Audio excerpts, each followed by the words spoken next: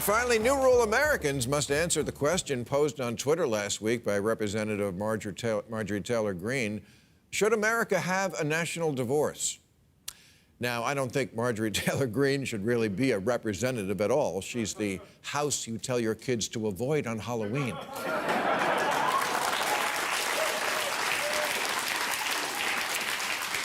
But her question does represent the thinking of a lot of Americans on both sides.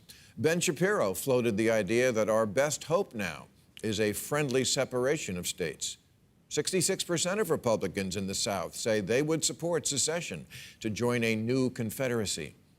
41% of Biden voters want to secede. I mentioned this in this space in our last editorial, in our last show, about how Trump is right now behind the scenes, spending every waking moment making the changes needed to really steal the election next time, because it's either that or trying to win voters with ideas.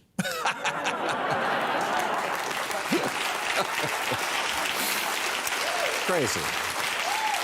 But a lot of people hit me up after that editorial and said, you know what? You scared the shit out of me. Good.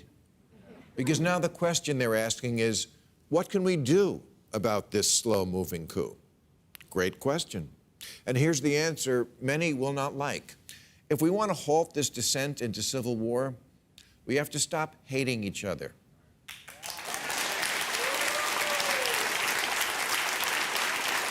And the reason I say that many won't like that answer is because the act of hating people you don't exactly agree with has become so ingrained, so routine for so many people. I think if they stopped, they'd miss it.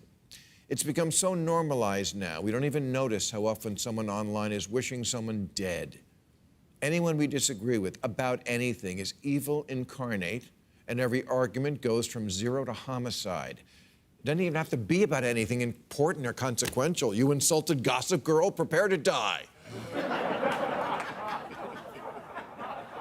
There's a moment in my stand-up act these days where I ask the audience, rhetorically, what should happen to all of the people who enabled Trump when he was in office? And about half the time, someone shouts out, kill them or hang them.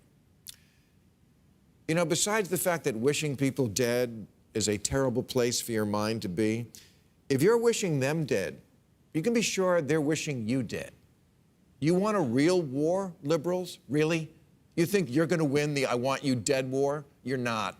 You're going to lose. They have way more guns and they know how to use them. And with all due respect, no one can do hate like a right-wing conservative.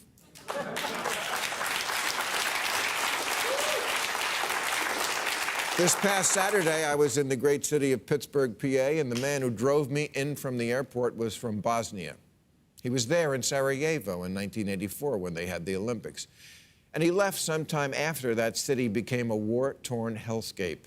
And he said to me, what I am seeing happening here now is exactly what I saw in Bosnia. Next-door neighbors who despise each other. He was telling me that hate on this level can only be sustained for so long before becoming actual war.